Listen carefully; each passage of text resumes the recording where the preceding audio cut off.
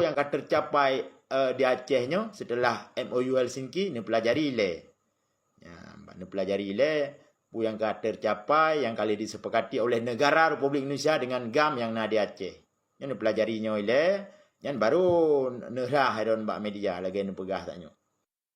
Ana dami hai Imran Aceh aku petinggi GAM kalah politik di meja perundingan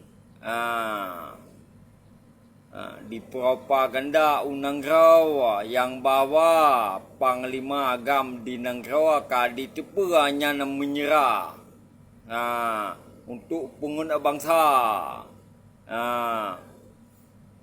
Koh budi nyo dame hana koh budi haya Imran Aceh nyo baati koh budi sebelah pihak nyana yang 5 orangnya yang Pulau Nangrawa nyana Malik Mahmud, Bakhtiar Abdullah, Nur Juli, Karya Saman, Dr. Jenny Abdullah. Awaknya kalah perundingan di meja di Helsinki. Kon damainya menyerah. Koh budi sebelah pihak.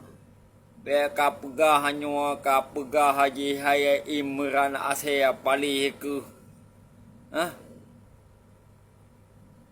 Lừa koh budi pegot te partai pengguna te bangsa Aceh ka 21 ka di pengguna bangsa Aceh. So yang pengguna bangsa Aceh Panglima Awakah yang jajah bangsa Aceh, yang poh bangsa Aceh, yang tipe bangsa Aceh, yang hana kesepakatan ngon awaknya ditimba di poh. Maka na bangay sabi kahai Imran Aceh palih ko